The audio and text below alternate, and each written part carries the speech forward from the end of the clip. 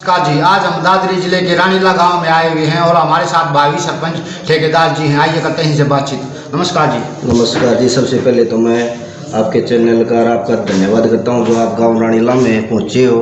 क्या नाम है जी आपका? कुलदीप ठेकेदार। जो आप सरपंच पद के आप उम्मीदवार हो या आपकी पत्नी है? नहीं, भाई की मिसेज है, छोटा भाई है मेरा जी। रिंकू देवी ने फार्म भरा है।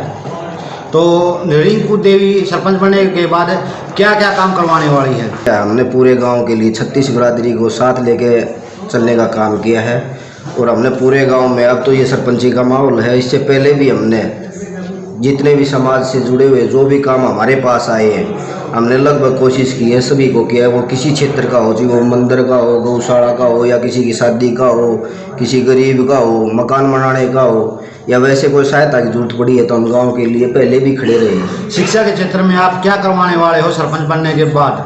हमारी कोशिश रहेगी शिक्षा के क्षेत्र में जितना हमारे से हो सकेगा, जहाँ हमें कमी लगेगी हम अपने लेवल पर ग्राउंड स्तर पर कमेटी को लेके पहले हम चेक करेंगे। अगर उसमें कोई कमी पाती है स्टाफ की या किसी और लाइब्रेरी की या कोई पुस्तकालय की कोई भी कमी होती है तो हमारा पहले प्रयास रहेगा कि उसको हम सरकार से पूरा कराएं। सरकार की अगर नहीं होती तो हमारे को कुछ अपने लेवल पर करना पड़ेगा, तो हम कोशिश करेंगे उसको हम पूरा कराएं ताकि बच्चों का भविष्य बढ़ सके। आपके गांव में आने जाने का साधन है, जैसे बस वगैरह लगी हुई हैं? हाँ, साधन की अभी कोई ऐसी व्यवस्था नहीं है। अगर लाने कोई डिमांड आएगी तो हम पूरा प्रयास करके और भी बसें चलवाने का काम करेंगे जी। अपनी बच्चियां जैसे कॉलेज में जाती हैं तो उनको कोई परेशानी नहीं होती है आने जाने में? नहीं, कोई परेशानी है जी, हमारे बस चलती हैं, कोई किसी प्रकार की वो नहीं है। इसके अलावा हम बात करें तो सार्वजनिक रूप से क्या करवाना चाहोगे सरपंच बनने के बाद? देखो जी, अगर लाले गाँव है, अगर हमारे को मौका मिलता है तो हमारा पहले प्रयास रहेगा जी हम 36 बिरादरी को साथ लेके जो उनकी डिमांड होएगी, जो उनकी वो होएगा, हम उस काम को अपने लेवल पे भी करने की कोशिश करेंगे और सरकार से भी अड़ के उनकी मांगों को उठाने का काम करेंगे। आपके गांव में चिकित्सा सुविधाएं कैसी हैं? ठीक है, कोई तो समस्या नहीं है, ऐसी कोई ऐसा पॉइंट आया नहीं हमारे सामने। मतलब हॉस्पिटल कैसा, PH, CH या डिस्पेंसरी है? अच्छा जी, अच्छा, कोई दिक्कत नहीं है जी।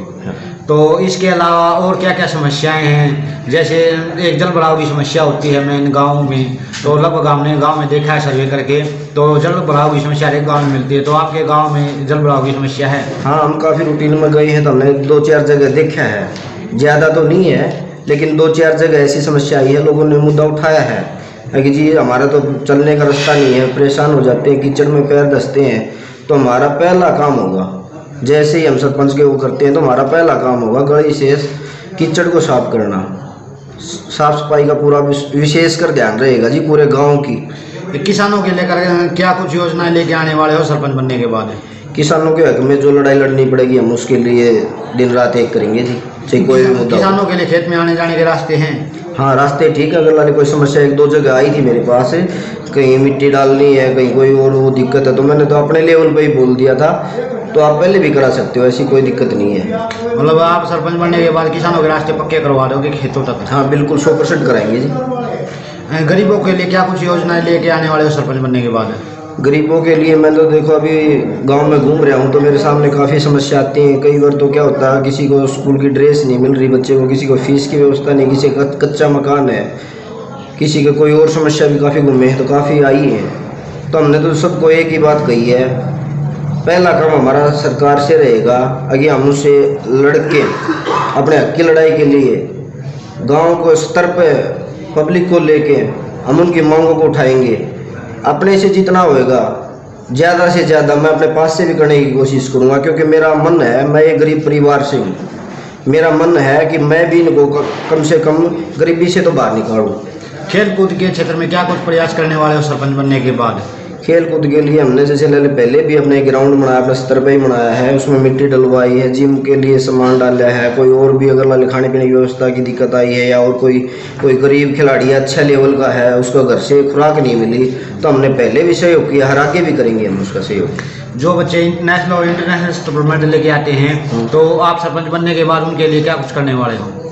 उनके लिए जो हमें दिखेंगे भी इसमें ये कमी है, इसको इस चीज़ की कमी है, हम उसको 100% पूरा कराएंगे ताकि बच्चे का भविष्य और निखरे।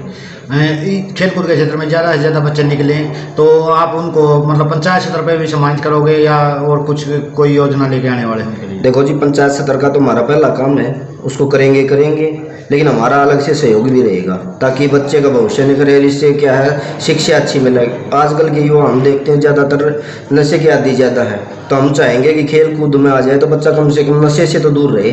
तो नशे की बात की आपने, तो सरपंच बनने के बाद नशे के खिलाफ क्या कुछ अभियान चलाने वाले हैं? हमारा पूरा आंदोलन रहेगा, हम जगह जगह चेक करेंगे और हम ज़्यादा से ज़्यादा शिक्षा भी देंगे, कमेटी के बना के भी करेंगे, बिना नशे से दूर रहो। चाहे वो बड़ा है या छोटा, हम बच्चे की नहीं, हम हर एक के लिए उठाएंगे। जनता को क्या संदेश देना चाहोगे?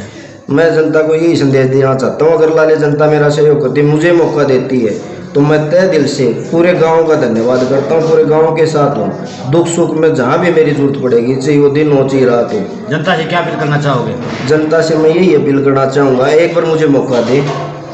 मैं इनकी उम्मीदों पे जितना पहले भी मैंने जनता को विश्वास है, ऐसी बात नहीं है, क्योंकि हमने जितना भी काम इनका आया है, चाहे वो किसी भी क्षेत्र का आया है, सरपंच बनने से पहले भी हम समाज सेवी हैं। गांव का कोई भी मैसेज आया तो हम दिन रात एक करके इनके पास आए हैं। कोई दुख सुख की घड़ी इनके आई तो हम इनके बीच में खड़े हुए हैं। आगे हम भी और भी कोशिश करेंगे कि किसी प्रकार की कोई समस्या इनको ना हो।